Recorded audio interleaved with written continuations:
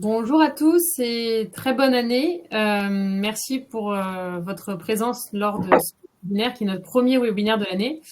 L'idée, c'est de parler, de faire un petit peu de rétrospective sur l'année 2023 et de parler de perspective 2024.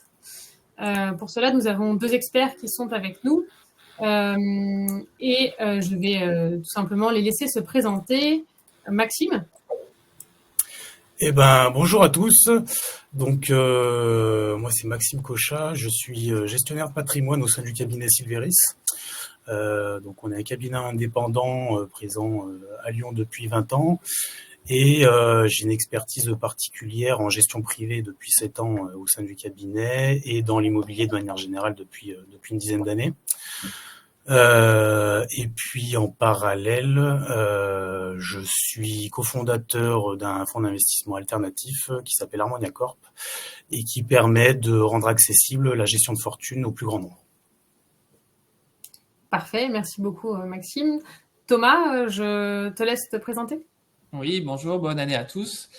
J'espère que 2024 sera une très très bonne année pour tous les gens qui nous écoutent et qui feront des investissements. Pour l'heure, donc moi je suis président d'un family office que j'ai créé il y a quelques années avec mon épouse. Avant, j'ai eu un passé de banquier en gestion de fortune dans une grande banque nationale. Le family office est spécialisé sur l'ingénierie en allocation d'actifs, mais également, bien sûr, sur l'approche de la structuration juridique, notamment sur l'entreprise, le patrimoine professionnel. Et en parallèle de ça, je suis, et c'est avec cette casquette que je me présente aujourd'hui, je suis co-gérant du club Élite Patrimoine, donc qui est un club qui réunit une cinquantaine d'affiliés, voire un peu plus, pour un encours global de pratiquement 4 milliards d'euros aujourd'hui. J'occupe le poste de directeur des offres au sein de ce club Élite Patrimoine privé. Parfait, merci beaucoup. Bienvenue dans ce webinaire. Donc moi, Aude Petitbon, je suis aujourd'hui directrice de développement chez Neofa. J'ai aussi une casquette de CGP, donc j'ai comme vous la double casquette et CGP et de directrice de développement chez Neofa et je suis ravie d'animer ces webinaires de manière assez régulière avec vous. Et on va tout de suite rentrer dans le vif du sujet. Donc, on va parler tout d'abord de l'inflation et le risque et opportunité, les placements financiers, risques ou opportunités d'investissement. Sur l'inflation, Thomas, comment s'est comportée l'inflation au cours de l'année 2023 et à quel niveau sommes-nous aujourd'hui ? Alors, l'inflation, ça c'est vraiment un vrai sujet qui est cœur en ce moment sur tous les consensus macro et sur tous les consensus de marché. On peut dire qu'aujourd'hui le débat est ouvert et on peut effectivement faire un constat assez important et assez, pour lequel il faudra qu'on tire des enseignements pour l'année à venir. Déjà il faut se remettre dans le contexte où on sort quand même de tensions très fortement inflationnistes suite à la période Covid, puis au conflit russo-ukrainien. Donc tout ça, ça a engendré une grosse inflation. Pour lutter contre ça, il y a eu des politiques monétaires restrictives qui ont été mises en place, ce qui s'est traduit par des hausses de taux. Ces hausses de taux, pour lutter contre l'inflation, il en est effectivement a bien porté ses fruits parce que les hausses elles ont été assez spectaculaires, si bien qu'on s'est retrouvé fin 2022, 2023, début 2023 avec une inflation très forte. En revanche, en 2023, cette inflation elle a commencé à s'infléchir assez fortement, notamment à partir du second semestre, pour retrouver aujourd'hui un niveau. Alors si on prend effectivement l'Europe, on est proche de 3%, les États-Unis on n'en est pas loin non plus. Proche de 3%, avec ce qu'il faut vraiment retenir aussi, avec des objectifs de core inflation, c'est-à-dire que des objectifs d'inflation cœur, c'est-à-dire qu'en retraitant l'inflation des éléments qui sont vraiment des éléments, on va dire, très variables, que sont les matières premières, l'énergie ou parfois même l'alimentation, un taux d'inflation cœur cible à 2% pour l'Europe, également en fait pour les États-Unis. Donc qu'on considère être le taux neutre de l'inflation. Donc en 2023, on a baissé, l'inflation s'est infléchie, malgré tout, elle continue et on a un objectif sur celle-ci à 2% en Europe notamment, et on espère qu'on pourra remplir cet objectif, ce qui serait un bon signal pour l'économie. Oui, sachant que là, on voit sur le graphe qu'on a le graphe de la France, mais la courbe de la France et de l'Europe est relativement corrélée et donc suivent la même tendance. Voilà. Alors, il y a un consensus à 2,5. Pourquoi? Parce qu'effectivement, l'objectif de 2% paraît très important pour la BCE, mais voilà, le consensus établi à 2,5 pour l'Europe et on espère qu'on arrivera à remplir cet objectif. Parfait. Sachant qu'actuellement en France, on est un petit peu loin sur l'inflation cœur puisqu'on se situe plus au niveau des 3,5-4% quand même. Oui, c'est ça. On a encore un petit peu de marge avant d'atteindre la chemin. On a beaucoup de chemin. On peut pas parler d'inflation sans parler forcément de taux d'intérêt monétaire. Maxime, les taux d'intérêt ont été historiquement bas jusqu'en 2022. Et à quel niveau sommes-nous aujourd'hui? Eh ben, les taux ont été extrêmement bas, voire de manière, c'était une anomalie de les voir aussi bas, puisqu'on est carrément tombé dans la zone négative. Pourquoi? Parce que justement l'inflation était extrêmement contenue entre 0 et 2%. Et donc suite à l'augmentation fulgurante de cette inflation, il y a eu un petit peu il y a toujours un temps de latence de réaction. D'ailleurs, ça a été quand même assez rapide pour ce coup-ci. Donc, la BCE a décidé d'augmenter ses taux. Donc, on voit effectivement le taux d'intérêt des obligations d'État à 10 ans. Donc, c'est l'OAT 10 ans de la France qui augmente aussi soudainement, justement pour contrecarrer cette inflation. Et donc, on l'a vu passer de 0, donc ce qui était une anomalie encore une fois, à 3,6. Et puis, comme le disait Thomas, en 2023, l'inflation a reculé un petit peu, a baissé. Donc, on voit en fin de courbe là, justement, une petite baisse qui nous amène à 2,8 sur le dernier trimestre 2023, du fait justement du ralentissement de cette inflation à des niveaux un petit peu plus standards. Parfait. Alors, ça n'a pas vraiment de corrélation avec les taux d'intérêt, mais on a un sujet qui est assez peu digeste pour le grand public, qui est le sujet des règles SFDR et des règles de durabilité des entreprises et des informations financières. Est-ce que, juste en quelques mots, Maxime, vous pouvez nous donner les grandes lignes de ce que doivent respecter les entreprises pour être considérées comme ISR, durable ou ESG, sachant que ces labels aujourd'hui ne veulent plus vraiment rien dire, puisque la plupart des entreprises ou la plupart des fonds sont considérés comme tels. On a eu pas mal de communication, voire même de greenwashing avec justement les labels qui ont perdu un petit peu de leur superbe, donc notamment les Finansol, ISR, donc les investissements socialement responsables, ESG, avec l'environnement, le social et la gouvernance. Et donc le but du jeu au niveau international et au niveau européen, justement, entre le 1er janvier 2022, 2023 et là, avec l'actualité au 1er janvier 2024, il y a un durcissement, entre guillemets, ou en tout cas une prise de conscience un petit peu plus forte dans la réglementation européenne qui vise justement à favoriser l'investissement dans le développement durable, mais de manière proactive. Donc, c'est pas des labels, c'est vraiment une classification. Et donc, il y a différents niveaux d'articles, 6, 7, 8, 9, donc ça va jusqu'à 9. Et donc, l'idée, c'est d'avoir non seulement à minima une prise en compte des facteurs ESG, donc environnementaux, sociaux et de gouvernance, dans la stratégie d'investissement des différents fonds. Avant, c'était sans en faire un objectif principal. Maintenant, on atteint l'article 9, c'est qu'on atteint des niveaux où, dans ce niveau de classification, certains fonds, donc éligibles à cette classification, ont pour objectif intrinsèquement de contribuer à la réalisation des objectifs de développement durable. Donc ça, c'est extrêmement positif, puisqu'on arrive dans une démarche vraiment proactive de durabilité pour les investissements de demain. C'est très clair.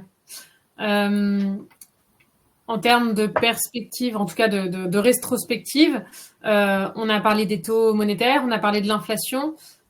Thomas, eu égard à la forte remontée des taux, les marchés financiers ont-ils été impactés? Et de manière générale, comment se sont comportés les marchés financiers en 2023?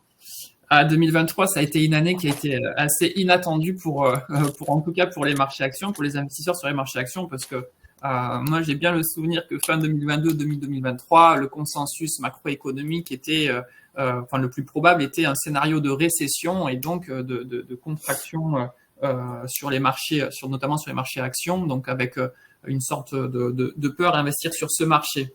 Bon, et bien encore une fois, on réalise que souvent quand il y a un consensus macroéconomique, le marché, lui, ce n'est pas ce consensus. Il nous a révélé une très belle surprise puisqu'il a su escalader le mur de l'inquiétude de la récession et traverser cette année avec de très belles performances. Bon, il y a plusieurs points à noter aussi qui expliquent pourquoi on a eu cette belle performance sur les marchés. D'abord, moi, je parlerai du marché US. Qui a été quand même, qui par sa macroéconomie aussi a été fortement aidé dans la confiance sur les marchés actions, puisque on a eu plusieurs choses sur le marché US, mais notamment la résilience du consommateur américain qui, dans un contexte d'inflation, il a su finalement aller chercher dans ses réserves qu'il avait pu créer pendant la période Covid, donc son épargne pour finalement affronter un petit peu la hausse des prix. On a eu aussi une grosse politique d'investissement industriel, notamment le Reduction Inflation Act, qui est un programme d'investissement manufacturier aux États-Unis, justement, qui finance, pour faire un petit peu la transition avec ce qui était dit précédemment par Maxime, qui finance la transition énergétique. Donc là, ça a vraiment amélioré l'indicateur avancé qu'on scrute beaucoup, qui est le PMI, l'indice manufacturier. Donc on a déjà des États-Unis qui ont fortement résisté. Et puis, et on en parlera après, la cote, elle a été aussi largement favorisée par ce qu'on appelle les 7 magnifiques, mais on y viendra un petit peu après, qui ont créé énormément de valeur, portées par le vecteur de l'intelligence artificielle. Si on refait juste un petit focus sur l'Europe, qu'est-ce qui s'est passé?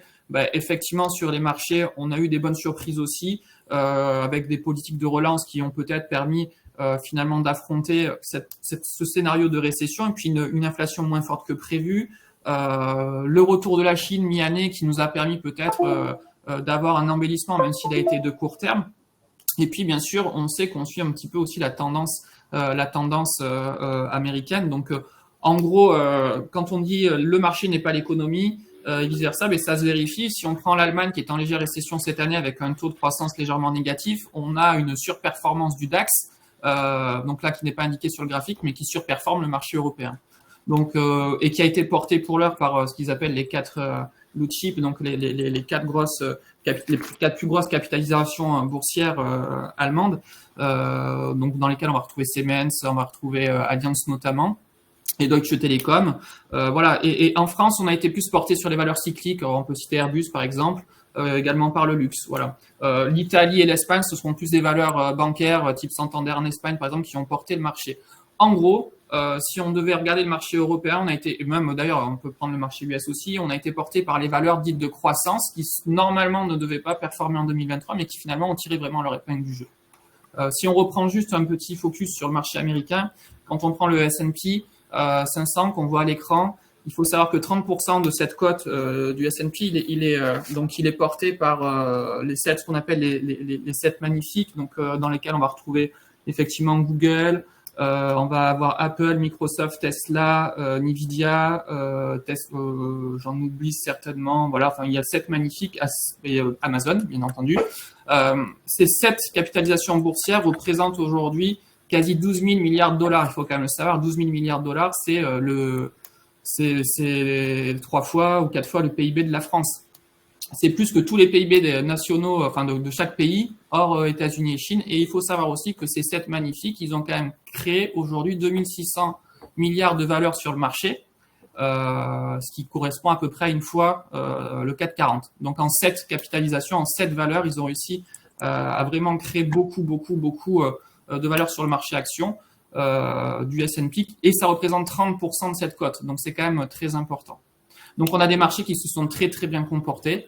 Maintenant attention à l'arbre qui cache la forêt. Je vous l'ai dit, notamment aux États-Unis. Il faut savoir que ces 7 magnifiques sont portés par l'IA parce qu'aujourd'hui, c'est un vecteur de croissance.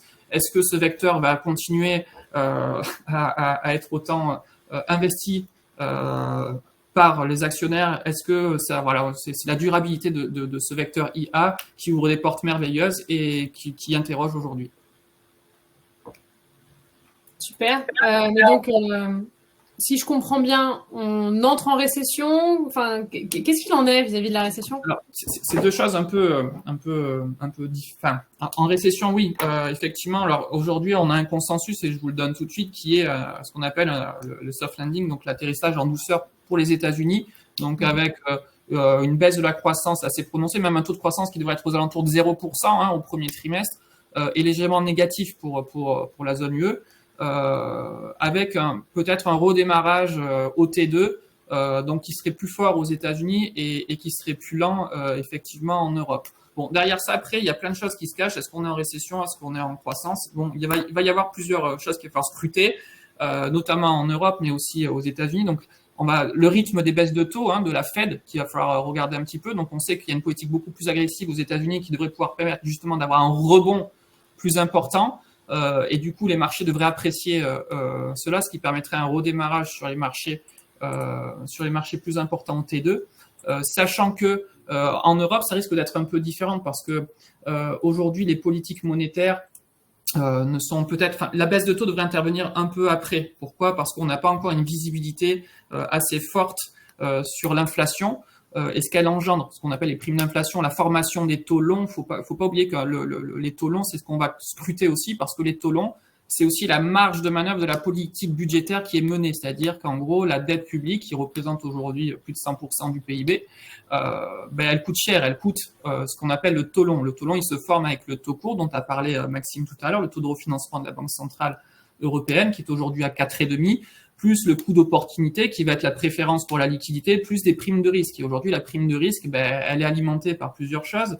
Elle est alimentée par le risque de dégradation de la notation, parce que justement, je gère pas bien mon budget. Elle est alimentée elle est alimentée également par je suis désolé, par l'évolution des taux longs à l'étranger. Voilà, cette prime de risque, elle pourrait monter. Donc, en gros, bien sûr, on peut estimer qu'on est en récession, mais on va vraiment scruter de près quelles vont être.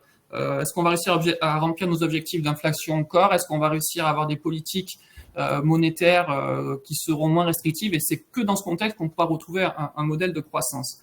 Donc, en gros, le consensus, c'est T1 compliqué, redémarrage peut-être au T2 plus long en Europe, et pourquoi pas finalement avoir un consensus sur un monde qui s'installe, une économie mondiale qui s'installe un petit peu dans une croissance molle. Super, merci beaucoup Thomas. Je dois aller chercher un chargeur pour 1 minute. Oui. Allez-y, parce que j'ai juste un petit problème de chargeur, j'en ai pour 1 petite minute. Il n'y a pas de problème. Donc, on a, comme ce qu'on disait, après plusieurs années en demi-teinte, le marché obligataire est porté par la remontée des taux. Donc, le marché obligataire aujourd'hui bénéficie. Est-ce que c'est une opportunité encore, sachant que la remontée des taux, quand même, elle a eu lieu depuis maintenant un petit peu plus d'1 an. Est-ce qu'il y a toujours des opportunités dans le marché obligataire aujourd'hui? Alors justement, en gros, c'est ça qui est assez rigolo, entre guillemets, c'est que ce qui n'était pas prévu, c'était qu'on ait une classe action qui surperforme la classe obligataire en 2023. Donc ça, c'est quand même la surprise du chef, et tant mieux pour ceux qui ont su prendre le bon wagon, parce que c'était compliqué d'envisager ce scénario de marché. En revanche, on sait que les prix des obligations varient en sens inverse de la variation des taux d'intérêt. Donc effectivement, 2022 a été un crack obligataire, très clairement. 2023, on a une stabilisation des taux au cours de l'année. Donc on peut considérer que en fait, la classe obligataire, aujourd'hui, elle propose des points d'entrée qui sont de très bons points d'entrée, et puis des rendements qui sont plutôt attractifs. Alors, bien sûr, dans la classe obligataire, il va falloir aller piocher peut-être les actifs qui vont présenter justement un rendement comparé aux risques de signature les plus intéressants. C'est pour ça qu'on parle d'obligations à haut rendement et puis d'investissement de qualité. L'investissement grade étant la meilleure notation pour les obligations, c'est-à-dire qu'on a un risque de signature, un risque de défaut qui est très très faible sur ce type d'obligation. Et donc, en gros, miser sur ces obligations, c'est embarquer du rendement intrinsèque, puisqu'on sait que mécaniquement, on aura une baisse de taux qui arrivera courant 2024 ou 2025, enfin normalement courant 2024, et que mécaniquement, le prix des obligations va être impacté par cette baisse des taux, en augmentant leur valeur. Donc, on a vraiment des très bons points d'entrée. Et c'est pour cela aussi que de rentrer sur des fonds datés qui ont déjà été créés, des fonds obligataires qui existent et dont on connaît déjà l'échéance et qui ont déjà une existence, rentrer en ce moment sur des fonds obligataires datés, ça peut aussi être une vraie solution. Et donc, effectivement, sur des fonds datés, donc il y a des périodes de commercialisation à l'entrée avec des échéances qui sont connues à l'avance et des taux embarqués qui sont connus au moment où on entre dedans. On embarque un rendement dans le fonds qui est quasi connu et en fait, ce qui pourrait dégrader ce rendement, ça serait finalement le taux de défaut du portefeuille qui compose ce fonds daté, ce portefeuille d'obligations qui peut comporter par une centaine d'obligations corporate, donc d'entreprises, va avoir un taux de rendement connu qui sera dégradé si et seulement si on a par exemple 3 ou 4 défauts d'entreprise dans l'année qui suit, voire voilà, on a un taux de défaut qui va impacter directement le rendement. Cela étant, quand on regarde le taux de défaut entre les obligations au rendement et les investissements grade, en fait, on est sur des taux de défaut qui sont aujourd'hui relativement proches. Attention au passé qui présage rien du futur. On sait aussi qu'aujourd'hui, on va rentrer dans un dans un risque on voit, il y a des défauts d'entreprise aujourd'hui, donc on va dire que l'augmentation des taux d'intérêt produit aujourd'hui ses effets sur l'économie. Donc, il faut pas non plus penser que la yield, c'est l'investissement grade, c'est quand même un peu plus risqué. Aujourd'hui, pour ceux qui veulent vraiment maîtriser au mieux le risque, moi, je conseille plutôt de l'investissement grade quand même. Sachant également aussi qu'on a des points d'entrée, je finirai par ça sur les obligations, mais c'est hyper important parce qu'aujourd'hui, on peut remettre de la duration dans ces portefeuilles, de la duration longue. Il faut savoir qu'aujourd'hui, les durations, donc les durées d'investissement aussi, ont été vraiment très écourtées, notamment par de la rémunération de court terme, je pense, et très poussée par les banques. Je pense aux comptes à terme, par exemple. On sait qu'à horizon relativement rapide, ces comptes à terme pourraient arriver à échéance et on n'aura pas la possibilité de peut-être réinvestir sur des mêmes taux de rendement, donc des taux qui rémunèrent cette trésorerie. Et donc, ça pourrait permettre d'être un très bon point d'entrée, justement pour aller se positionner sur de l'obligataire qui va avoir, lui, un horizon plus long, parce qu'on n'en a pas tout à fait parlé, enfin, on n'en a pas eu le temps d'en parler, mais effectivement, aujourd'hui, le consensus sur le taux long, il est plutôt de dire que la tendance baissière de début d'année risque de ne pas se poursuivre et on risque même de finir l'année 2024 sur, peut-être pas sur les pics de 2023, mais sur un taux, en tout cas, un taux long qui n'aura pas baissé. Donc, redonnant de l'attrait finalement à ces obligations à 10 ans, entre guillemets, et redonnant de l'attrait à ces obligations à duration plus forte. C'est très clair. Au sein des banques, on entend souvent parler de produits structurés, mais qu'est-ce que c'est au fond un produit structuré? Et alors là, c'est ton expertise, parce que pour le coup, c'est vraiment un sujet que toi, tu maîtrises. Quels sont les avantages et les inconvénients à investir sur des produits structurés? Alors, justement, vous voyez, en fait, c'est là où ressort, en fait, où on va pouvoir se servir de toute l'analyse préalable qu'on a faite des marchés. En gros, le produit structuré, c'est se servir un petit peu de la composante action-obligation pour créer un produit qui va nous permettre de jouer un petit peu les deux composantes. Parce que, bien sûr, on a parlé du marché obligation, mais il n'est pas du tout, et Maxime l'a indiqué tout à l'heure, on a des possibilités en private equity, on aura aussi des possibilités en dette privée, on va avoir des possibilités sur le marché action. Moi, je crois notamment sur ce premier semestre au rebond des small caps qui arrivent déjà depuis les small et les mid caps qui arrivent depuis début novembre et qui devraient continuer parce qu'ils ont pris du retard en 2022, en 2023 et ils commencent à vraiment le rattraper. Donc, on a vraiment peut-être des choses à faire sur ce segment-là. Donc, en gros, le produit structuré il va me permettre de dire, tiens, je vais me servir de cette composante obligataire parce que c'est un bon moment, parce que l'obligation aujourd'hui, elle rémunère. Mais je vais aller chercher aussi un actif sous-jacent. Et cet actif sous-jacent, ça va pouvoir être, par exemple, un indice, par exemple, tech, un indice qu'on va créer, en fait, ou qui existe déjà, un indice propriétaire ou de synthèse, peu importe, qui va nous permettre de jouer peut-être un thème des marchés ou un panier d'actions ou même un indice synthétique concret. La composante obligataire, pourquoi elle est là? Elle est là parce qu'elle va nous permettre de ramener une certaine sécurité en capital. C'est-à-dire que pour la plupart du temps, un fonds structuré, il a une garantie partielle en capital. Et maintenant, aujourd'hui, avec ce contexte de taux, on a même pu recréer des produits structurés à capital garanti à 100%. Donc ça, c'est très bien. Ça veut dire que moi, je vais sur le marché, je vais jouer un indice parce que j'ai une conviction, parce que l'analyse qu'on fait de la macro, elle sert aussi à trouver des consensus et après, on y met là-dessus nos convictions. Et avec nos convictions, on va pouvoir jouer des indices, entre guillemets, avec la sécurité de récupérer mon capital à terme.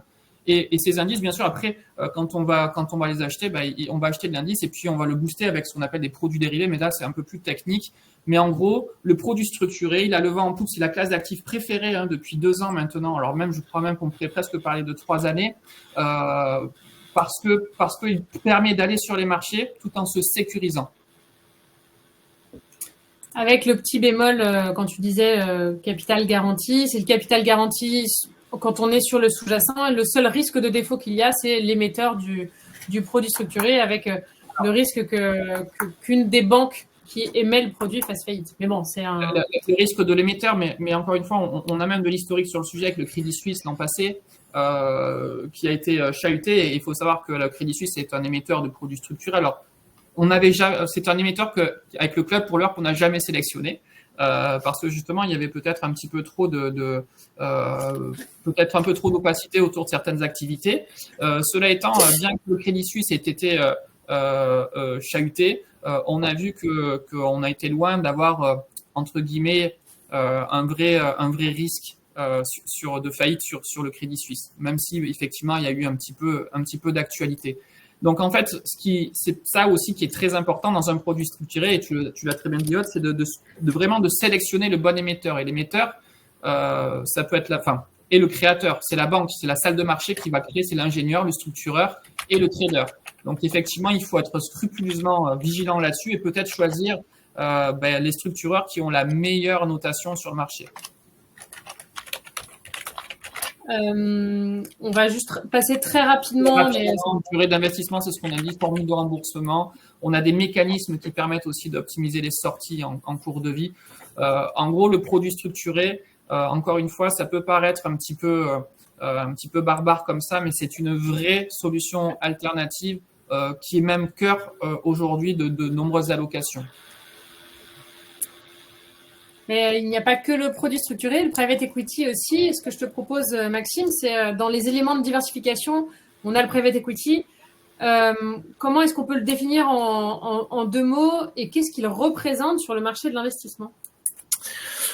Le private equity, nous, on y est attaché pour des raisons de conviction.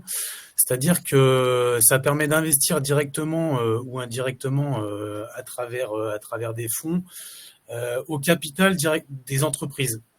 Donc il y a des niveaux de risque qui sont différents. On entend beaucoup parler de start-up, la fameuse Startup Nation. Donc là, en l'occurrence, on serait dans le capital risque. C'est vraiment le démarrage d'une société. On est sur une très faible maturité. Et donc en fait, les risques dans le private equity, ils sont en fonction de cette maturité d'entreprise. Donc en fait, le but du jeu, c'est de venir accompagner le développement, donc le démarrage ou le capital développement. Donc, une entreprise qui marche bien de manière locale, régionale ou nationale et qui veut se développer sur le niveau national ou sur le niveau international. Donc, passer un cap et qui a besoin de moyens, qui a besoin d'accompagnement. Donc, ça, c'est pertinent pour développer des entreprises, comme je le disais tout à l'heure, durable, avec une finance de conviction, avec des secteurs thématiques, des secteurs d'activité qui sont pour la France et l'Europe, voire le monde de demain. Donc ça, c'est quelque chose qui nous tient à cœur. Et puis il y a aussi des très belles entreprises qu'il faut accompagner en capital transmission, puisque parfois il y a pas forcément de repreneurs et il y a des pépites qu'il faut protéger dans notre giron français. Donc ça, c'est pour nous une classe d'actifs qui a tout son potentiel, puisque depuis une dizaine d'années, on voit qu'il y a de manière croissante un volume qui cesse de croître chaque année. L'année dernière, on était à 120 milliards d'investis sur l'année dans les entreprises françaises. Donc, pour nous, c'est vraiment un vecteur indispensable au financement de l'économie réelle, des entreprises et du développement durable. Donc, voilà, c'est un investissement de conviction qui me paraît indispensable. Alors après, avec des proportions à personnaliser, bien évidemment, en fonction de la situation de chacun. Ça, c'est certain, c'est pas forcément accessible à tout le monde. Et je crois que demain, qu'il y a une émission sur la 6 qui permet de vulgariser un petit peu la vision du private equity, qui s'appelle Qui veut être mon associé, et qui est un. Alors, j'ai pas la télé, donc j'ai la ref, mais je suis pas le meilleur client pour ça. C'est un outil qui permet quand même pas mal de vulgariser justement pour tout un chacun et de comprendre le mode de fonctionnement du private equity. On parle également depuis pas mal de temps maintenant, c'est plus tout neuf, tout nouveau, mais on parle aussi pas mal de crypto-monnaies, surtout chez les jeunes. Et le fonctionnement, Thomas, comment ça marche les crypto-actifs et la blockchain? Alors, juste pour rebondir sur ce que disait Maxime, parce que j'aime beaucoup cette idée du private equity, et juste pour redire quand même, en plus ça a un effet supplémentaire, c'est que ça décorrèle nos allocations d'actifs des marchés financiers. C'est une autre, en gros, c'est dans une souci de diversification, c'est juste top, et je rejoins à 10 000% ce qu'a dit Maxime. En plus, il y a un côté éthique qui est très sympa. Alors la crypto, c'est un vaste sujet, la crypto, parce que en gros, c'est quelque chose qui reste un petit peu encore nébuleux pour plein de monde, et pourtant, au final, si on regarde de près, c'est quelque chose d'assez simple. Il faut savoir que ça a été inventé, notamment le Bitcoin, ça a été inventé par ce qu'on appelle un gamer, donc un joueur, alors de très très haut niveau, et qui a inventé cette technologie de la crypto, et en se servant de ce qu'on appelle la blockchain. Donc la blockchain, c'est quoi? C'est en gros, si je devais vulgariser les choses, parce que je vais essayer de le faire comme ça. On a un cahier devant nous où on peut tous écrire. En gros, on peut tous écrire, et en fait, tout ce qu'on écrit, ça reste inscrit dans ce cahier. Et en fait, en gros, on va pouvoir écrire tout un tas de choses. Le cahier il est ouvert à tout le monde. On peut tous écrire. Par contre, ça reste inscrit à vie. Donc, en gros, cette technologie de la blockchain, donc c'est des inscriptions, voilà. On va aller pouvoir y transmettre. On s'est dit justement pour la crypto, on va pouvoir y transmettre une sorte de chaîne de création de valeur où on va pouvoir transmettre des ordres, et en fait des ordres comment dire, on le voit là à l'écran. Donc pour effectuer une transaction, en fait on va enlever tous les intermédiaires de cette transaction, d'accord? C'est la blockchain qui va le prendre en compte, et cette blockchain elle va créer des blocs. Voilà, on va réunir des ordres dans des blocs. Ces blocs qui vont arriver dans des nœuds. À ce moment-là, il y a ce qu'on appelle des mineurs qui vont arriver, qui eux vont décrypter ces nœuds et qui vont du coup prendre le bloc pour l'assembler à d'autres blocs pour que, in fine, le bloc soit validé par les nœuds et il arrive finalement à la transaction, on le voit de A. Donc en gros, derrière cette technologie, c'est juste de la résolution d'équations informatiques, de programmes informatiques, en gros. Donc, c'est juste pour que tout soit sécurisé. La blockchain, c'est une technologie qui est incroyable, et si elle est bien utilisée, c'est juste super. Et en fait, le principe des cryptoactifs, ça a été basé sur cette technologie-là. C'est assez clair. C'est assez clair. Alors, c'est compliqué à expliquer, mais sachez qu'en fait, en gros, quand on a un bloc et qu'il arrive dans un nœud, c'est pour l'assembler avec d'autres blocs. Et en fait, c'est quand ce nœud, les nœuds, valident les blocs qui sont récompensés par l'obtention de jetons bitcoins en fait. Et en gros, ces jetons, ils sont au nombre de 21 millions en tout. Et donc, ces jetons, ils sont numérotés, et c'est pas une ressource inépuisable, c'est une ressource qui est épuisable. Et en plus, chaque 4 ans, le nombre de jetons est divisé par 2. Donc, c'est ce qu'on appelle le halving. Vous le voyez à l'écran.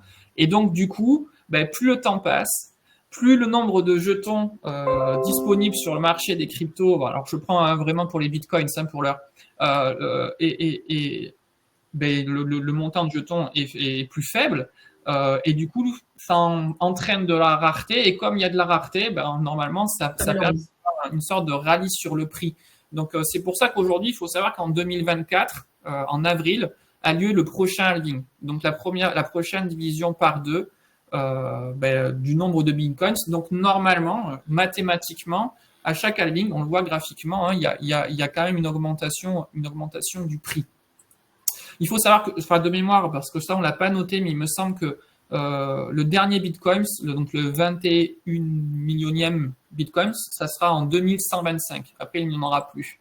Okay. Donc, en gros, vous voyez, c'est tous les 4 ans.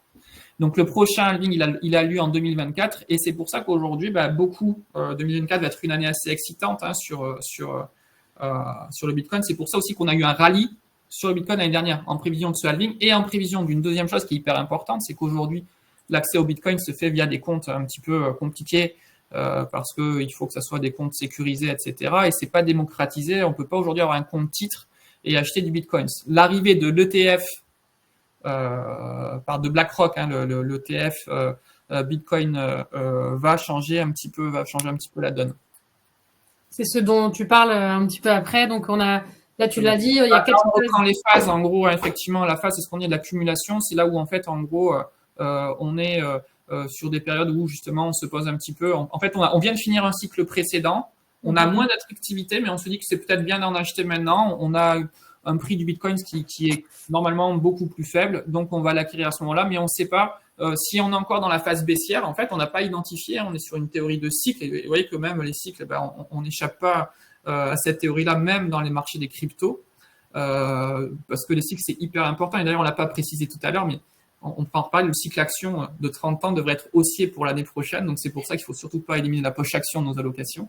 Mais juste pour redire, donc, les cycles obéissent aussi on retrouve des cycles dans le marché des cryptos. Si bien qu'aujourd'hui, avec le cycle d'accumulation, après, on va voir cette phase de rallye, on le voit, cette phase où, tout le monde, les investisseurs, ils arrivent, on se dit c'est super. Et là, on a un optimisme exacerbé. Et en fait, on va faire grimper la valeur, juste par un décalage de l'offre et de la demande. C'est-à-dire qu'on va avoir une très forte demande et moins d'offres. Encore une fois, rappelons-nous que le Bitcoin, il n'est pas inépuisable et qu'il y a une quantité en circulation qui est limitée. Donc, mathématiquement, quand on a une offre qui est inférieure à la demande, ça fait monter le prix. Et puis, une fois que certains acheteurs de Bitcoin ont eu ce rallye en augmentation, là, ils vont se décider de se monétiser pour récupérer les liquidités. Donc, c'est cette phase de distribution. Donc, la phase 2, c'est le marquage. Donc, on appelle ça aussi le balisage. La distribution de la phase 3. Et puis, la dernière phase, en fait, où on a la valeur qui redescend. Pourquoi ? Parce que on a moins d'intérêt sur le marché. Et en fait, si on retrace l'évolution du prix de Bitcoin, on est exactement sur ces cycles-là, avec des très hauts, des très bas, sachant qu'en plus, on est très exposé à des facteurs exogènes sur le Bitcoin, notamment on sait qu'un tweet peut faire changer la valeur. Et d'ailleurs, ce qui est rigolo, c'est qu'on pensait tous qu'avec l'arrivée de l'ETF de BlackRock, on allait avoir effectivement une envolée du prix du Bitcoin. Mais finalement, ça s'est pas réellement fait. Donc, encore une fois, vous voyez, les cycles, etc., l'analyse, elle est on peut pas s'en passer de l'analyse, mais parfois, le marché nous surprend. Et finalement, il nous surprend très souvent. Bon, alors, on a déjà vu tous ces paramètres-là, parce que justement, on vient de parler de l'introduction de BlackRock. Voilà. Et comme le temps avance, on va passer à la partie sur l'immobilier, parce que l'immobilier est quand même une composante des investissements qui est très importante aussi, surtout chez nous, Français. Maxime, on a parlé tout à l'heure de la hausse des taux. Quel est l'impact que ça a eu sur le marché de l'immobilier et quels ont été les grands thèmes du marché de l'immobilier en 2023 ? Alors, il y a plusieurs questions. Je vais élargir un petit peu, même au-delà de 2023. Alors, pour vraiment le côté marquant de 2023, c'est évidemment effectivement les taux d'intérêt, les conditions de financement qui se sont largement durcies et qui ont impacté l'accessibilité au marché immobilier. D'ailleurs, le marché immobilier résidentiel, il a baissé de moins 4%, alors que si on devait faire objectivement, il aurait dû avoir une correction de -20. Donc on voit qu'il y a une résilience du marché français, mais avec des caractéristiques qui sont uniques, typiquement les taux fixes par rapport aux taux variables. Donc ça, c'est quelque chose qui nous protège beaucoup en tant que Français. Après, de manière plus structurelle, j'ai envie de revenir quasiment jusqu'en 2020 avec la pandémie, où structurellement on a eu des recherches de biens qui ont été différentes, et une relation au logement qui est différente aussi, alors liée effectivement au télétravail, mais aussi aux besoins sociétaux, puisque on voit aujourd'hui où on a une tranche d'âge de 20 à 35 ans. Avant, on pensait que c'était que les étudiants, mais qui recherchent vraiment le côté social du logement. Et donc notamment dans les métropoles où il y a une tension locative qui est vraiment exacerbée, et on voit aussi le niveau de l'évolution démographique avec le vieillissement de la population. En fait, on a des thématiques comme ça entre les jeunes, on va dire, et les seniors qui ressortent beaucoup. Et on a aussi également beaucoup vu le côté durabilité et transition énergétique, notamment avec la quantité de biens avec des TPE dits passoires thermiques qui ont été mis sur le marché, puisqu'il y a une loi qui est sortie, la loi climat et résilience, on pourra y revenir, qui a eu un impact assez fort là-dessus. Et le neuf qui a eu aussi un impact puisque certains promoteurs et pas mal de monde dans le secteur a eu des difficultés en tout cas en 2023. Donc ça n'a pas été une année simple pour le marché immobilier et les acteurs du marché immobilier en 2023. Par contre, il y a de belles perspectives pour 2024. Donc voilà, ça c'est plutôt rassurant. Après, au niveau réglementaire, il y a quelques évolutions également, notamment vis-à-vis du court séjour, où là, je pense qu'il faudra faire attention dans les perspectives 2024, voire plus dans les projections pour le court séjour, qui peut avoir un petit peu de mouvement, on va dire. Par rapport à la hausse... Justement, la hausse des taux, l'impact direct. L'impact direct, c'est évidemment le pouvoir d'achat immobilier, puisqu'on n'a pas les salaires qui ont suivi malgré l'inflation. Effectivement, donc on a un pouvoir d'achat qui a nettement diminué. Et mais le côté résilient, c'est la demande en fait, la demande du marché. Et on voit que les taux ont augmenté donc de manière assez significative jusqu'au dernier trimestre 2023, et ils ont stagné en fin d'année, et on voit donc les perspectives, tout comme l'OAT 10 ans, tout comme l'inflation. Donc on voit un reflux général et qui se répercute aussi avec forcément un petit peu d'inertie sur les taux immobiliers qui arrivent en bout de course, avec des belles perspectives en début d'année, au 1er janvier 2024, là, puisqu'on a eu pour la première fois depuis quelques temps une diminution des taux d'emprunt. Donc si on suit la logique BCE, OAT 10 ans, inflation, les taux immobiliers devraient devenir un petit peu plus raisonnables. Alors, on n'arrivera jamais au taux lunaire un petit peu à 1%, ça c'est sûr. De toute façon, comme on le disait tout à l'heure, c'était une anomalie. Donc, le 110%, financement 110% à 1% sur 25 ans, 2 ans de différé. Enfin, il y avait des choses qui ne marchaient pas. Donc là, en fait, on revient à des standards qui sont plus sains en réalité. Alors, j'ai une question de la part d'une personne qui nous écoute. Avec ces taux élevés, la rentabilité immobilière est mauvaise. Alors, c'est un petit peu fort peut-être, mais n'est-ce pas mieux d'investir dans d'autres produits que de l'immobilier ? De toute façon, il faut diversifier. En fait, là, pour répondre, c'est une bonne question. Il y a plusieurs variables.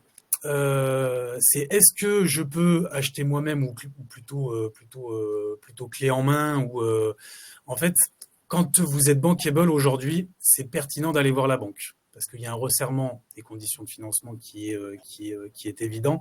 Mais quand on a un petit peu de cash pour mettre de l'apport, aujourd'hui, cet apport, il vaut de l'or. Puisqu'on a une marge de négociation auprès des vendeurs qui peut être assez significative. Donc, quand on maîtrise son coût d'achat, la seule variable qu'on a finalement dans la durée, parce que si on part sur un bien immobilier, l'idée, c'est pas forcément de faire de la spéculation, mais c'est quand même de se projeter sur le long terme. D'accord ? C'est sûr que quand on avait des augmentations à 2 chiffres tous les ans pendant 2-3 ans, on se disait ok, je peux acheter dans 2 ans, je sais que j'aurais fait 10 ou 15% de plus-value, mais ça c'est pas le monde normal. Le monde normal, c'est quand on achète un bien immobilier, on se projette à minima sur une dizaine d'années, et donc la seule variable finalement qu'on peut ajuster à la baisse en France avec le taux fixe, c'est finalement le crédit immobilier.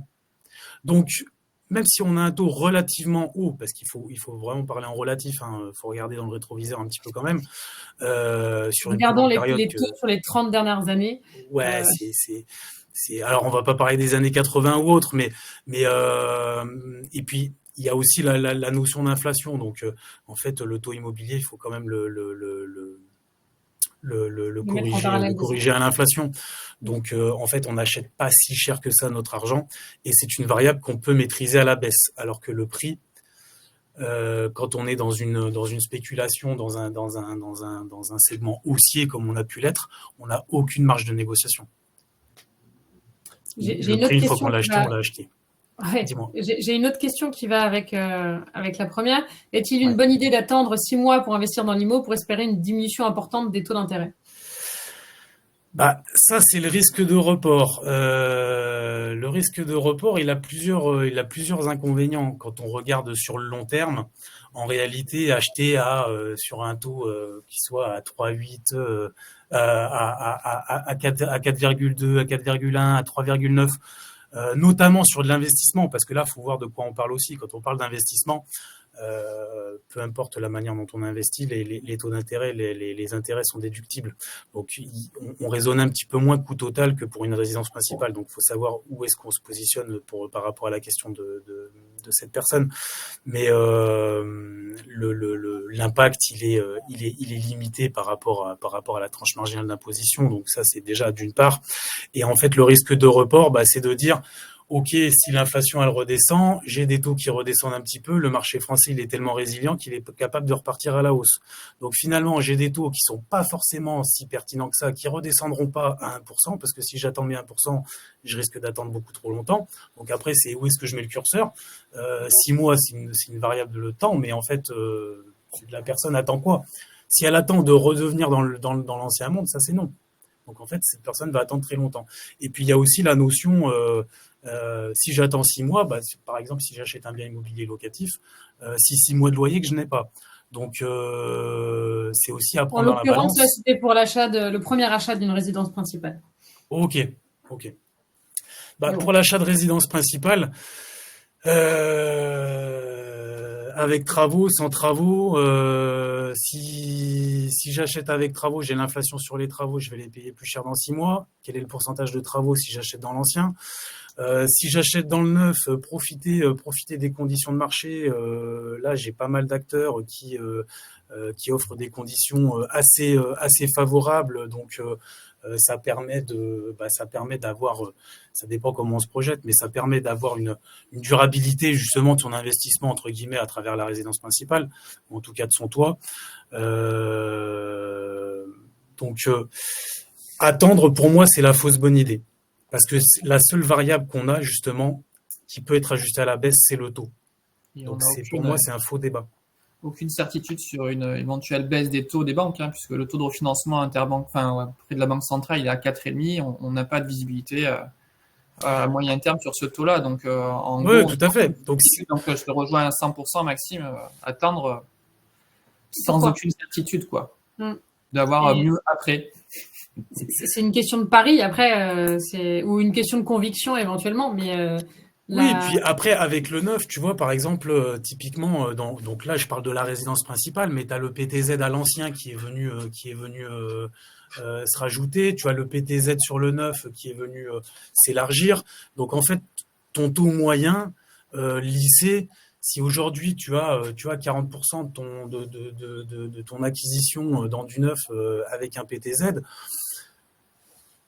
ton taux il est marginal, il va être allez, au lieu d'être à 4, il va être à 2,6. Et donc en fait, c'est pas si dramatique. Donc si demain tu dois venir renégocier, parce que si on parle de la résidence principale, ça veut dire que cette personne se projette quand même un minima dans le temps. La réalité, c'est que dans 5-6 ans, peut-être que ce sera redevenu à des niveaux, le taux qu'elle a eu à 4, peut-être qu'il sera demain à 2,5 ou à 3. Et donc, si elle a bien négocié son financement sans indemnité de rachat anticipé, elle pourra renégocier cette partie-là. En fait, il y a c'est quand même beaucoup du cas par cas et c'est pas tout à fait le même raisonnement entre la résidence principale et l'investissement locatif. Donc là, je sais pas à qui on parle. Mais... Merci Maxime. Donc on a vu la première chose, c'était donc l'augmentation des taux, l'impact sur l'effet de levier, etc. Et quels sont les secteurs qui ont été le plus sensibilisés par justement cette il y a eu des choses de manière. Alors les secteurs d'activité, il y a eu moins 20% sur les volumes. Donc là, on peut se dire aussi entre 2023 et 2022, c'est énorme. Donc le secteur d'activité en a pâti effectivement. 20% de volume en moins, c'est beaucoup. Avec les baisses de prix également, il y a un impact sur le chiffre d'affaires global, que ce soit même l'État, du coup, à travers les TVA ou autres, à travers les travaux ou autres. Mais il faut voir qu'en fait, on revient à des niveaux de 2014, il y a 10 ans, en termes de volume. Donc, c'est pas si dramatique non plus. Il faut toujours se recentrer, relativiser un petit peu par rapport aux informations et aux chiffres qui, en pourcentage, peuvent être importants. Mais en fait, quand on raisonne valeur absolue, c'est pas si dramatique non plus. C'est très clair. Donc, on a déjà répondu à la question, est-ce le moment de contracter un crédit en quelques mots, effectivement, ça dépend de la situation et surtout, ça dépend de la durée de l'objectif. Et donc, tu veux rajouter quelque chose à ça, Maxime? Je pense qu'on a déjà bien abordé le sujet tout à l'heure. Ouais, tout à fait. Et puis, en fait, il y a des opportunités aujourd'hui. Il y a des opportunités. Alors, je suis un peu moins résidence principale, donc le choix de votre pavillon ou de votre appartement, ça, j'ai pas trop mon mot à dire. Par contre, en termes d'investissement locatif, aujourd'hui, il y a des sacrées opportunités avec un effet levier crédit. Si on est bankable, ça c'est évident. Si on a du cash, c'est très très très bien. On a une force de frappe à la négociation qui peut être très significative, notamment avec les travaux donc dans l'ancien, puisqu'il y a la loi climat et résilience qui a fait peur à tout le monde, et donc il y a des vraies opportunités là-dessus, et qui fait peur, mais à juste titre, par rapport à la location. Donc c'est les DPE, les diagnostics énergétiques, donc avec un échéancier, où il y a des deadlines 2023, 2025, 2028, 2034, et en fait 2034, c'est demain. Donc, si on se projette dans 10 ans, aujourd'hui, on voit la classification des DPE. Donc, EFG, c'est considéré comme les passoires thermiques. 2025, donc c'est vraiment demain. 2028, vous imaginez un investissement immobilier dans 4 ans, on peut pas se permettre de faire des allers-retours si vous en faites tout le temps. C'est que vous êtes marchand de biens, grand bien vous fasse. Mais tout le monde ne l'est pas. Et donc, si on considère la durée temps standard un petit peu 2034, ça veut dire qu'on a des opportunités sur les travaux, la rénovation énergétique. Donc ça, c'est très pertinent. Et le neuf est pertinent aussi. Donc en fait, c'est pour moi mon leitmotiv, c'est soit j'achète vraiment quelque chose à la casse, soit j'achète neuf, grosso modo, pour faire très synthétique. C'est très clair. Mais en termes d'immobilier, il y a peut-être quelques questions à se poser avant d'investir dans cette classe d'actifs. Oui, alors des questions, il y en a, c'est clair, et c'est pour ça que vis-à-vis des questions que je peux avoir, faudrait, ça nécessiterait un rendez-vous quasiment, voire une journée d'échange avec cette personne. C'est pour ça qu'on est là. Est-ce que l'immobilier, on investit en direct ou en pierre papier? Là, on a parlé beaucoup de résidentiel, voire de résidence principale, mais il existe des tonnes de variables. Donc là, il y a des variables de gestion. Est-ce qu'on investit à travers un support de capitalisation ou un support de distribution? Est-ce que j'ai besoin des revenus? Est-ce que j'ai une tranche marginale d'imposition qui ne sera pas pénalisante par rapport à la distribution des loyers? Est-ce que je profite des intérêts composés ou pas? Est-ce que j'investis en nu ou en loueur meublé non professionnel vis-à-vis de la fiscalité? Est-ce que la typologie de mon bien permet d'être en meublé ou pas? Est-ce que j'investis à travers une société fiscalisée à l'impôt sur le revenu ou à l'impôt sur les sociétés? Ça va avoir un impact fiscal évidemment par rapport à la situation personnelle de chacun et par rapport au rendement de l'exploitation de la typologie du bien. Est-ce que je fais des travaux clés en main? J'en ai parlé tout à l'heure. Les deux sont bien, mon capitaine. Ça dépend vraiment. En fait, le but du jeu, c'est vraiment de personnaliser l'investissement de chacun. Donc tout n'est pas bon, évidemment. Certaines personnes vont avoir un leitmotiv de rentabilité qui va être prioritaire. Donc là, on va pouvoir les conseiller par rapport à l'emplacement. Est-ce qu'un emplacement métropole ou petite ville, chacun fera son choix. Le neuf, l'ancien, voilà, c'est aussi deux parties pris, du géré, non géré, du délégué. Il y a certaines personnes qui vont se dire, ok, moi j'ai envie d'être tranquille, je vais entendre parler de rien. Il y en a certains, moi je veux mettre la main à la pâte, je suis le premier, bosser les week-ends et les vacances, j'ai pas de vie de famille, ça me dérange pas, je peux mettre un coup de peinture. Est-ce que j'investis plutôt en France ou à l'étranger? On voit que le financement, les conditions ne sont pas les mêmes. La fluctuation du marché européen n'est pas du tout le même. Alors là, on est resté un petit peu sur le côté France parce que ça nous concerne plus, mais il y a des disparités qui sont énormes. Et puis après, il y a le côté philosophique aussi, court, long séjour, où ça pose des questions de gestion, de résilience, de réglementation et de typologie d'investissement. Donc en fait, toutes ces questions, si on se les est pas posées en amont, on sait pas où on va dans l'immobilier. Donc et toutes ces questions, elles ont une réponse qui est propre à chaque situation et à chaque objectif en fait. Donc, c'est comme ça qu'on construit un investissement qui est stable. Donc, investir dans l'immobilier, oui. Dans ces conditions, oui. Si on s'est posé les bonnes questions en amont. Et c'est pour ça qu'on va passer sur la partie exemple. Alors, même si, comme tu viens de le dire, Maxime, quand on présente un exemple, c'est par rapport à une situation donnée, par rapport à un contexte. Ces exemples-là ne sont pas valables pour tout le monde. Et on va prendre l'exemple de Madame François, dont l'objectif est de constituer, valoriser et diversifier un capital. Elle a 100 000 euros à placer, elle a 50 ans et 2 enfants. On va commencer par Thomas. Quelle proposition d'allocation? Alors, en l'occurrence, ce serait plutôt sur un contrat d'assurance vie pour vous, pour toi. Quelle proposition tu pourrais faire à cette personne?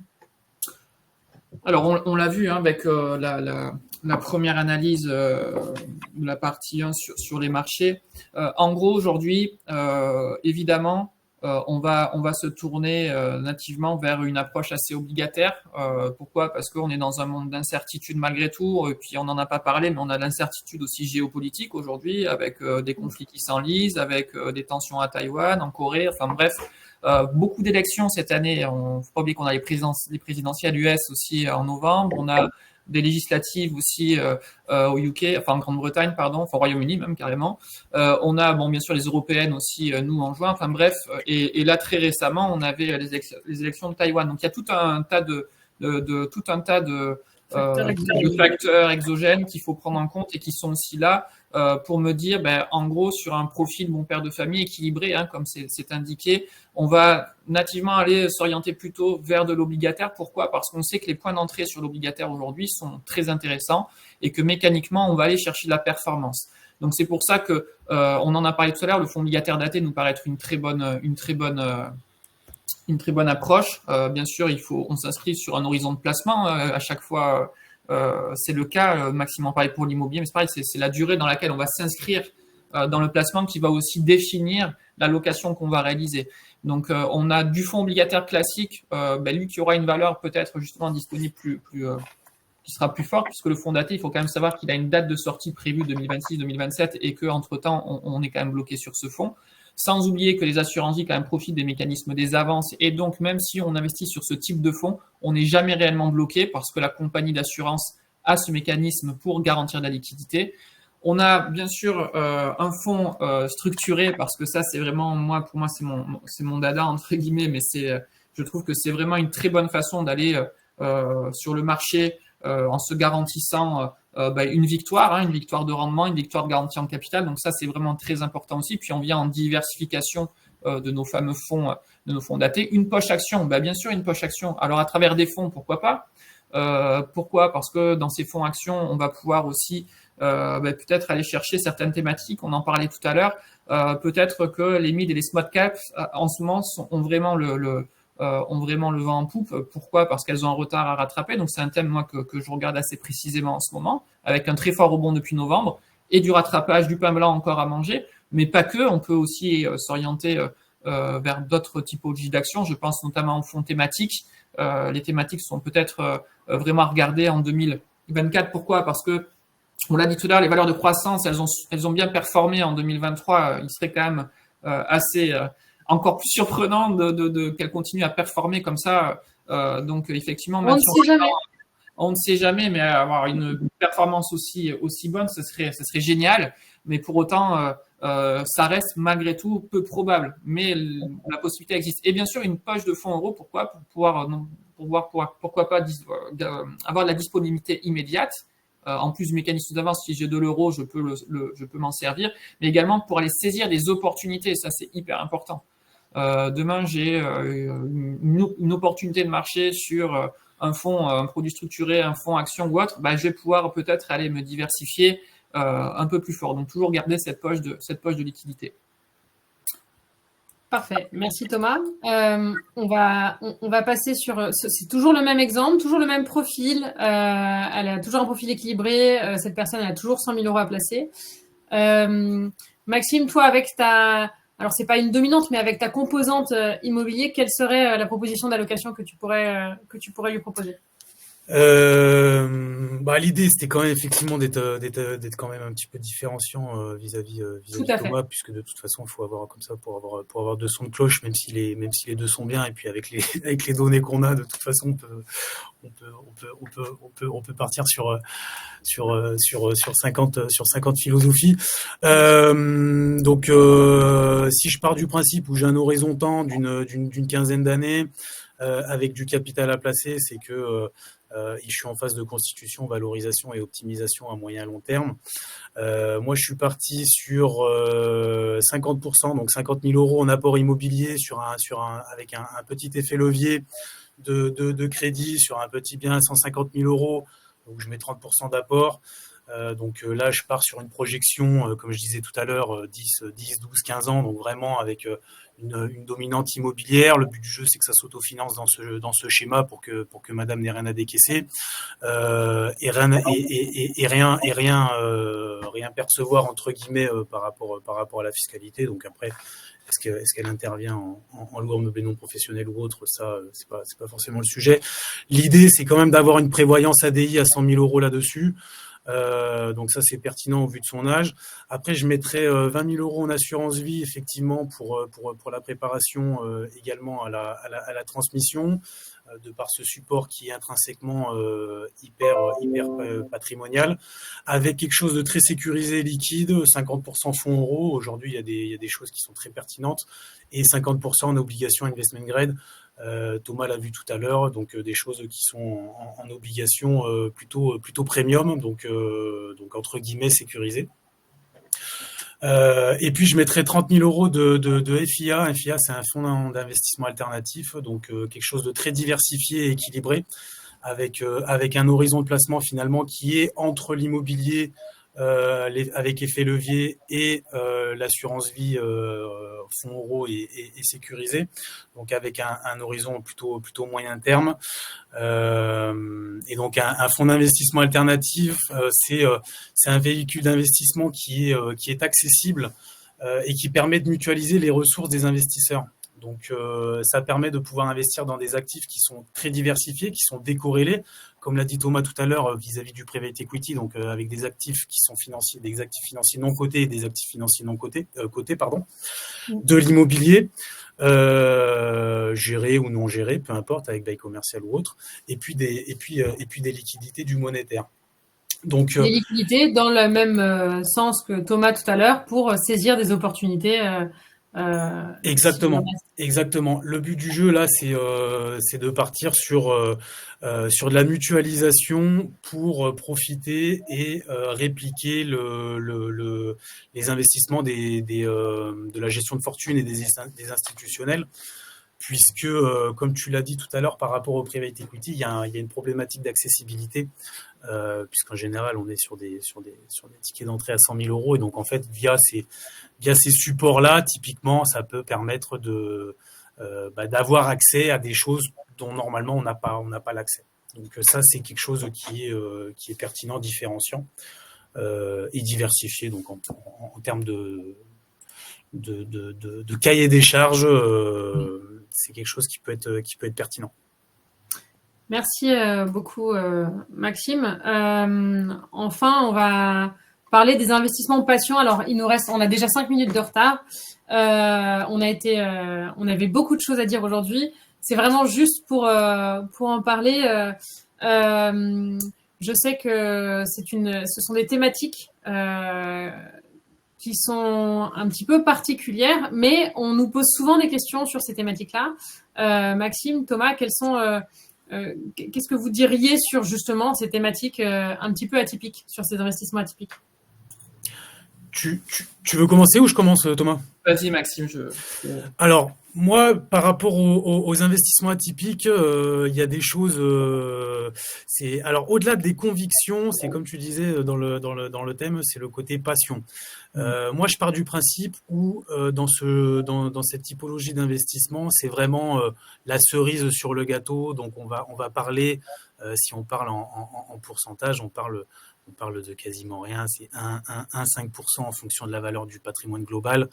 C'est des choses, donc on ne peut pas aller de partout, sinon ça veut dire qu'on investit dans des fonds. Alors moi, pour la petite histoire, j'investis dans des fûts de vin, mais c'est pour ma famille et mes proches. Si tu veux, on en discutait. C'est pour avoir du Saint-Joseph à pas cher. C'est pas vraiment pour avoir un outil de spéculation, d'accord. Quelqu'un qui investit dans une vieille Porsche, une vieille Ferrari parce qu'il s'y connaît, il est passionné, ou dans des vieilles motos parce qu'il aime faire aller en Ardèche ou dans le Verdon, ça je trouve ça hyper pertinent. En diversification, l'art, un passionné, je trouve ça hyper pertinent, mais en diversification ultime, on va dire. Les montres, la joaillerie, pour moi, alors c'est vraiment là, c'est des choses qui sont personnelles. On est un petit peu plus sur de la spéculation,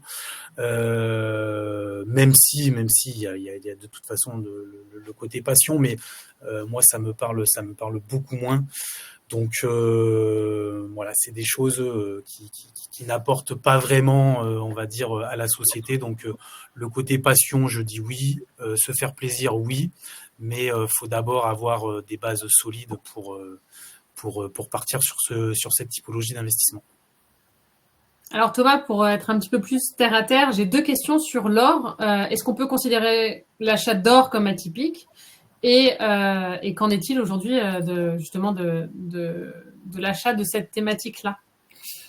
En fait, ça rejoint quelque part cette thématique parce que, en fait, qu'on soit sur l'art, le vin, les voitures de collection, c'est un peu des valeurs refuges aussi parfois quand on trouve plus son compte sur le marché, qu'il soit le marché financier ou le marché immobilier parfois, et qu'on ne sait plus vers quoi se tourner, on va se tourner vers ce qu'on connaît. Donc, comme le disait Maxime, vers peut-être parfois des choses qui sont des passions, mais qui peuvent aussi être du patrimoine. Maxime prenait l'exemple des vieilles voitures. C'est vrai que moi, j'ai pas mal de clients qui ont des voitures de collection et des voitures qui ne décotent pas quelque part. Donc, en gros, on peut vraiment le prendre en valeur patrimoniale aussi en disant aujourd'hui, je suis dans une phase d'attente, je suis en incertitude sur le marché, je ne sais plus trop où je dois mettre mes billes. En attendant, je trouve qu'investir sur ces valeurs refuges que peuvent être donc enfin, voilà, les voitures notamment, moi c'est quelque chose que je connais plutôt bien. L'art en plus souvent il y a un attrait fiscal aussi avec tout ça. Alors le vin c'est quelque chose que nous on pratique, le wine banking en fait, qui est vraiment l'investissement sur le vin. Et là je rejoins à 10 000% Maxime. Il va falloir décorréler ceux qui veulent l'investissement passion, c'est-à-dire à la fin ils veulent le boire, et de ceux qui veulent clairement spéculer. Et pour ça, il existe effectivement des magnifiques plateformes type YouWine qui vont permettre d'aller investir sur des allocations que vous ne toucherez jamais en direct, mais via des certificats ou des bouteilles qui seront stockées en zone franche, par exemple, etc. Donc effectivement, l'or, c'est pareil, l'or, c'est pas du tout une mauvaise chose. Encore une fois, dans une optique de diversification globale, quand on a peu de visibilité ou que les conseils des clients n'apporte pas la visibilité nécessaire et peut-être la stratégie adaptée, effectivement, d'aller vers une valeur refuge, ça peut prendre du sens, mais c'est pas parce qu'on va vers une valeur refuge que c'est un gage de rendement et de qualité. On le voit avec la fluctuation de l'or, hein. On est quand même sur des choses qui restent malgré tout spéculatives et qui en fonction finalement d'une offre et d'une demande vont varier et peuvent impacter directement le patrimoine des clients. Donc je résumerai juste cet intitulé en disant: ouais, il y a la passion. Moi, je rejoins à 10 000% Maxime. Il peut y avoir aussi l'aspect valeur refuge. Mais attention, moi, je pense qu'il faut vraiment être conseillé sur ces sujets quand on veut y mettre de la valeur patrimoniale. Si c'est du plaisir et de la passion, pas de sujet. C'est propre à chacun. Pour moi, il faut les deux. À la fois le bon conseil et effectivement la connaissance quand même en amont. Pour conclure, j'aime beaucoup de cette pyramide de l'investissement qui permet quand même de se rendre compte de ce dont on a besoin. Et effectivement, quand on part sur des sujets comme de la crypto-monnaie, comme les investissements passion, il faut quand même se remettre sur les bases avant d'atteindre ces niveaux d'investissement-là et sur ce genre d'investissement. L'idéal, c'est quand même d'avoir mis en place les bases de son propre patrimoine. Merci à Thomas et à Maxime d'avoir joué le jeu de ce webinaire qui est un échange et pour amener un petit peu de pédagogie. Comme vous l'aurez compris, il n'y a pas de réponse franche. C'est pas on a telle thématique, on est certain, etc. Il y a des questions de conviction de toute façon. Bien entendu, mais le maître mot, c'est la diversification et l'accompagnement par un professionnel et par un expert qui sait de quoi il parle. Parce que investir par vous-même sur différentes classes d'actifs dans votre coin, c'est le meilleur moyen de ne pas faire les arbitrages au moment opportun. C'est le meilleur moyen de ne pas aller vers des investissements, comme le disait tout à l'heure Thomas, de qualité, parce qu'il faut aussi savoir choisir les partenaires de qualité avec lesquels on travaille. Et donc, si vous avez la volonté de réaliser des investissements et d'être accompagné de manière intéressante par un de nos conseillers, vous pouvez toujours prendre rendez-vous sur la plateforme et nos experts de ce soir seraient ravis de vous accompagner. Merci Thomas, merci Maxime. Je vous souhaite encore une excellente année 2024 et j'espère vous voir très bientôt. Et merci à tous pour votre participation. Merci. Merci à vous, merci à Néopha, merci à toi. Merci à Néopha, oui. Au revoir. Belle soirée à tous. Bonne soirée, au revoir.